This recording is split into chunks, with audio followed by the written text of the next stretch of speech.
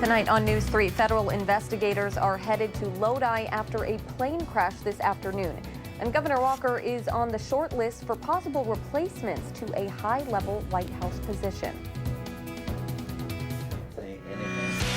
This is News 3 at 6.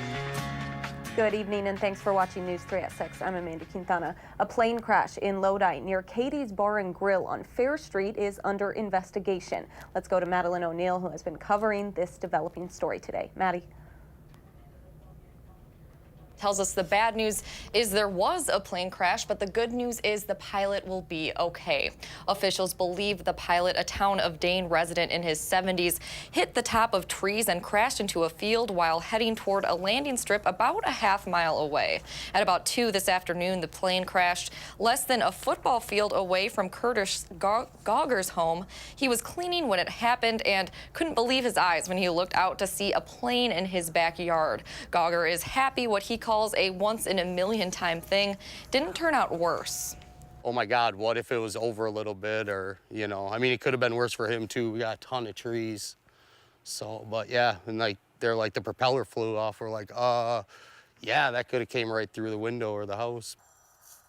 Pilot has minor injuries and was transported to the hospital. He was able to walk away from the crash. Officials say the plane is a Sonics Model 393, something that can be home built. The Columbia County Sheriff's Department says the plane will stay where it is until the FAA and NTSB decide what should happen with it and whether the two agencies will investigate further. Amanda? Definitely could have been worse. Thank you so much, Maddie. You're welcome.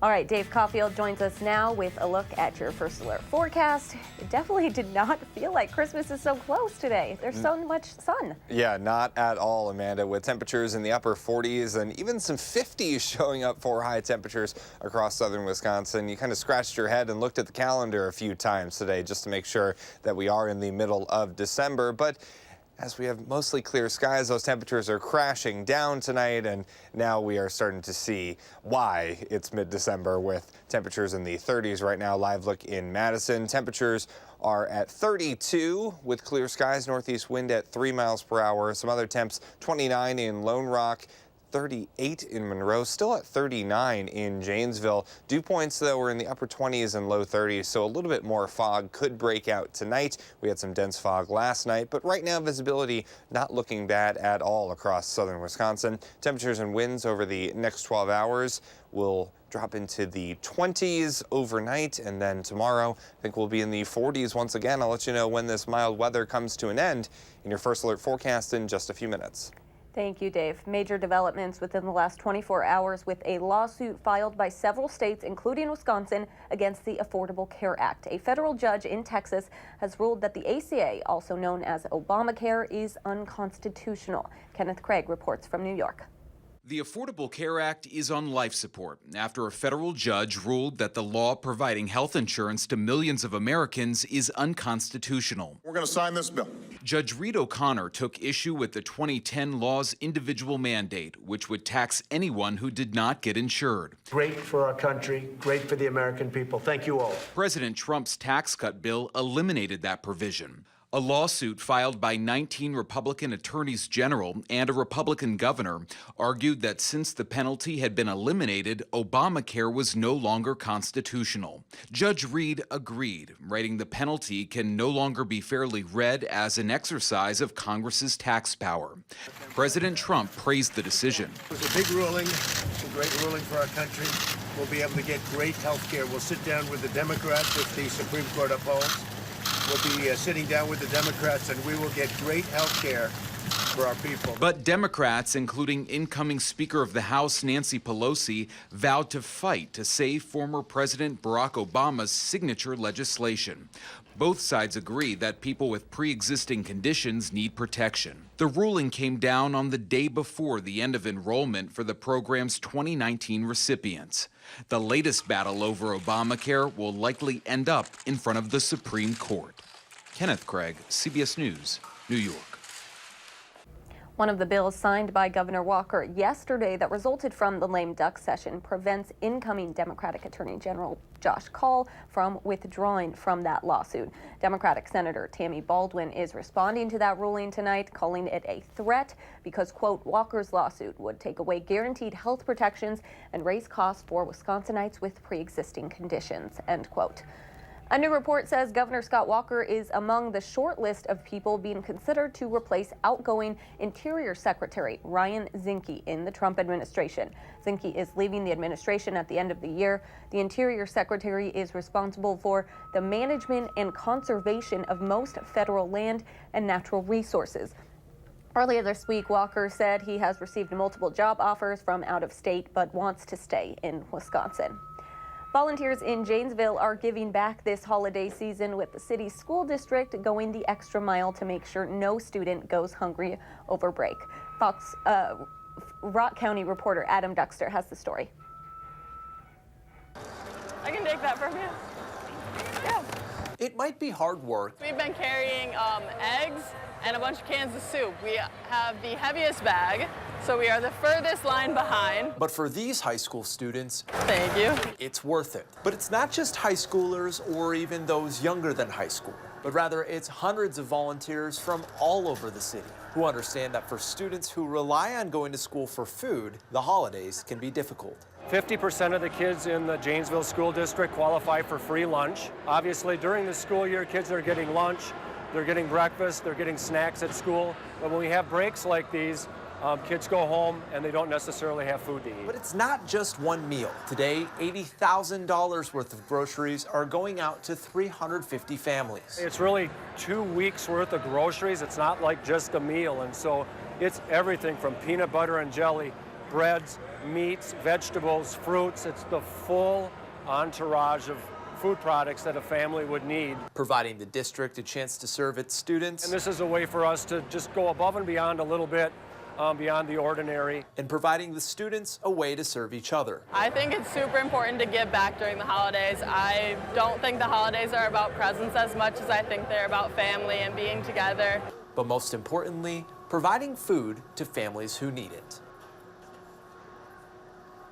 That was Adam Duxter reporting. This is the second year in a row that Bags for Hope has been at the Dollar General warehouse in Janesville. Thank you, Adam.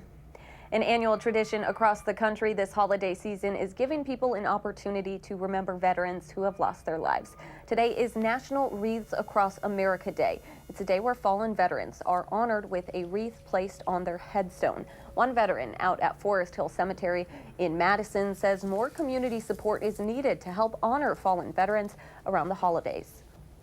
It's a simple donation of support, but to come here and see that there's tombstones that say unknown soldier and there's not enough wreaths to even cover that, it makes me feel sad. So hopefully next year that we'll be able to see some more folks contribute. You can help by going to the website on the bottom of your screen. That is wreathsacrossamerica.org. Looking ahead, it's going to be busy around campus tomorrow morning. The University of Wisconsin-Madison 2018 winter commencement is at 10 a.m. at the Cole Center. Doors will open 2 hours before the start of the ceremony, and no tickets are required. Parking is free in all campus lots, and you do not need a permit. Tomorrow's keynote speaker is Bud Selig, Commissioner Emeritus of Major League Baseball and the founder of the Milwaukee Brewers. About 4,300 students will graduate tomorrow, and if you can't go in person, there will be a live stream on the university's website.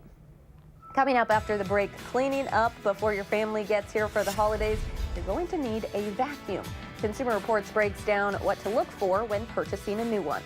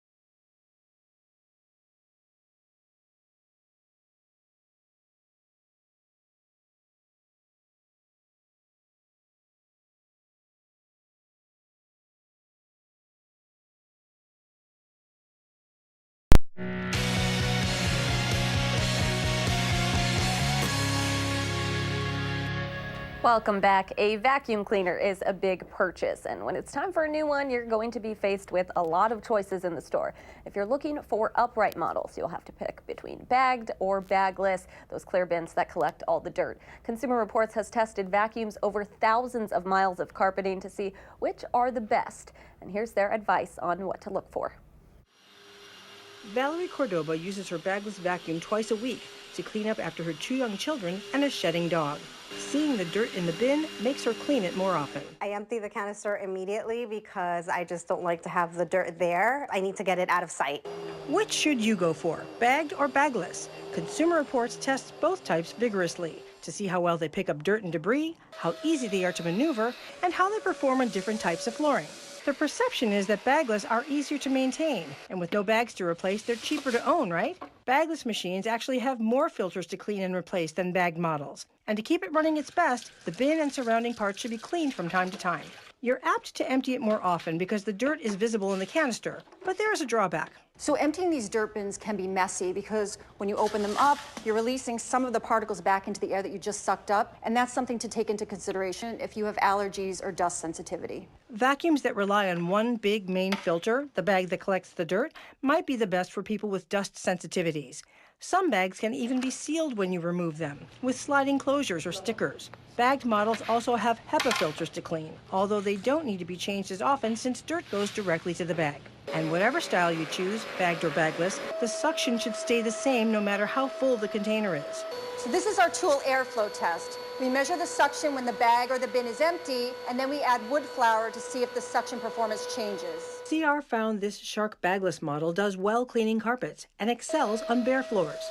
CR also recommends this bagged Kenmore. It does the best on bare floors and does an excellent job picking up pet hair. This is Luz Montez. Consumer Reports says if your old vacuum can make it to the holidays, retailers will be battling for your business afterwards, so take advantage and save. We'll be right back.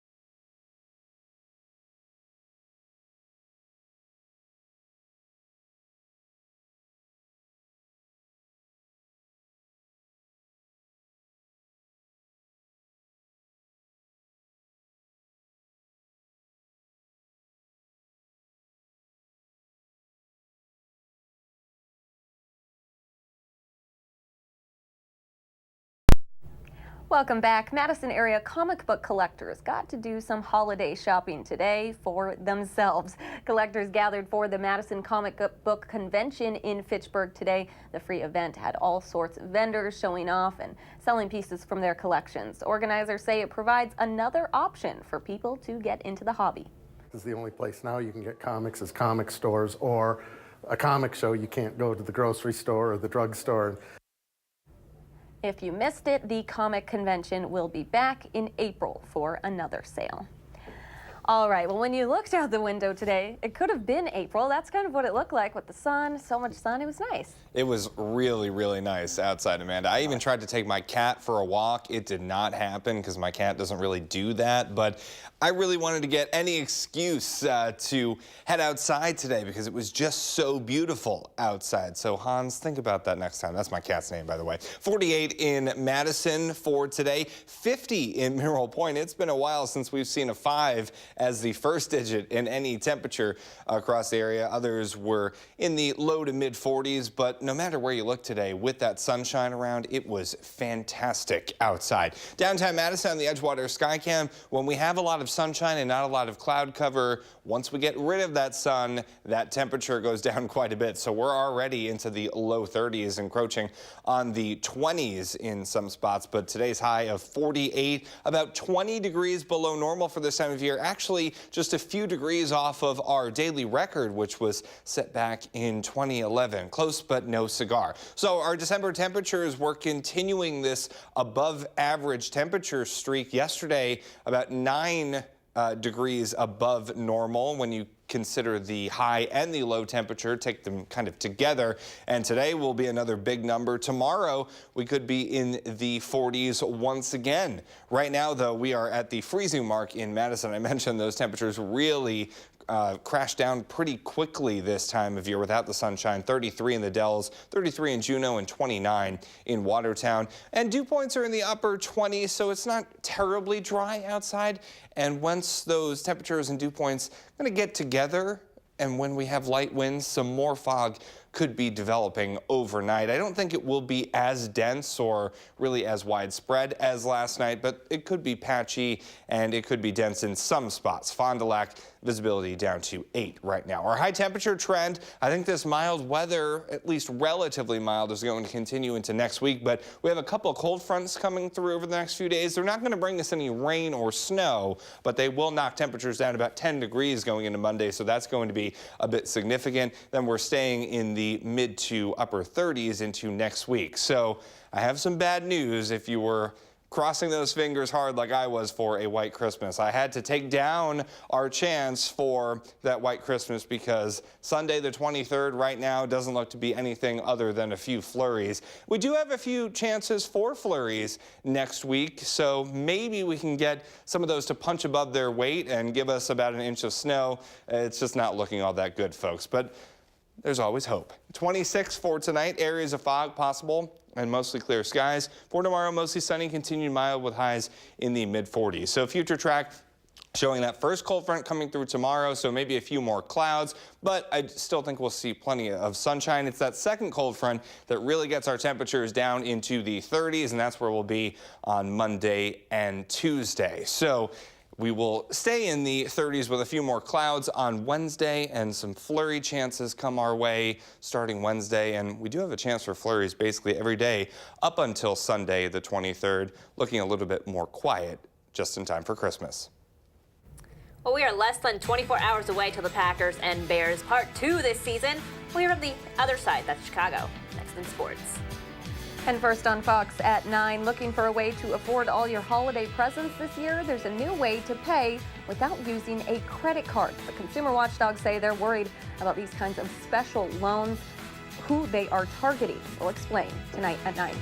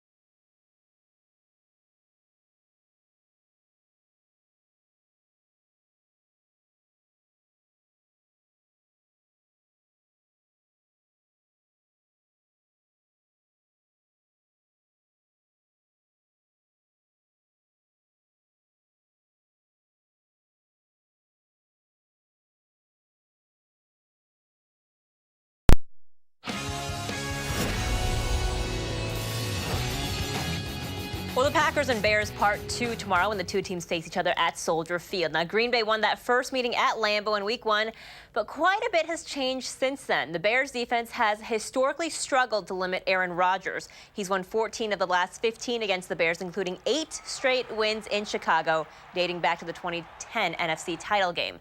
So this week, Bears head coach Matt Nagy had his players watch film from that Game 1 to keep them motivated and hungry, and, well, so far it's worked, according to quarterback Mitchell Trubisky. We know it's a rivalry game, so this is important for us even more this week to be 1-0.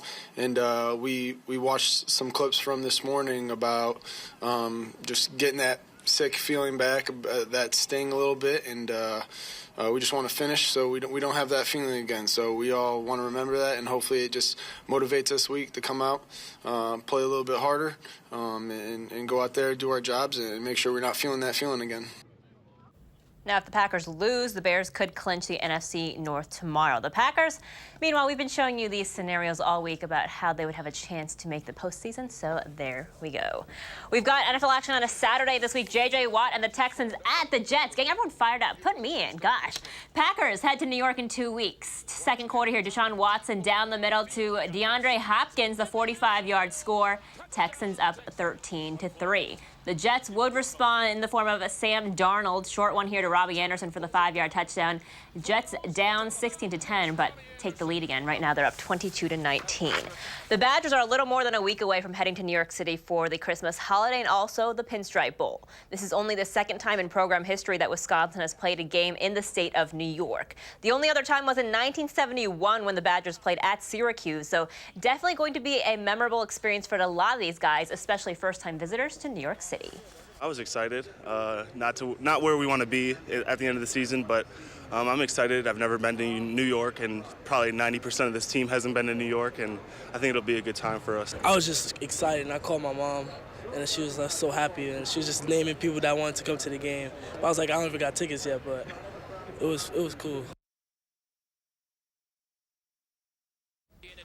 Aaron Cruikshank, who you just saw there, he's actually from Brooklyn, so a little homecoming for him. Now, bowl season is officially underway. 5 games today, kicking off with the Auto Nation Cure Bowl between Tulane and Louisiana Lafayette. The Green Wave led by Darius Bradwell. He ran for 2 touchdowns in the game, including that 4-yarder to put Tulane up by 10 in the fourth quarter. The Green Wave, they beat the Ragin' Cajuns 41-24 the final.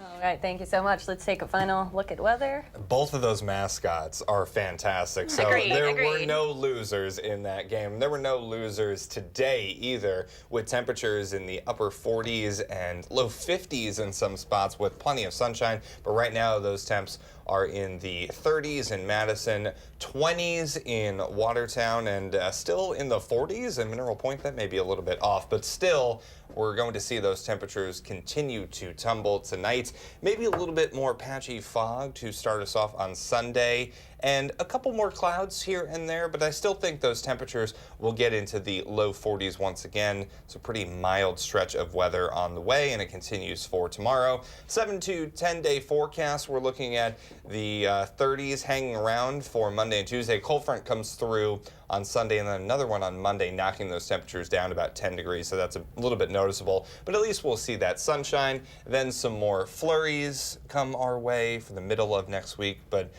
fans of White Christmas, it's just not looking good. I'm really trying, folks, but... Try harder, Dave. Okay, I'll try harder. How about that? All right, well, thank you so much, Dave, and thanks for joining us. Have a great night. Making plans that are weather dependent? Get an accurate 12-hour, even a 10-day forecast. Download the Channel 3000 First Alert Weather app and start planning.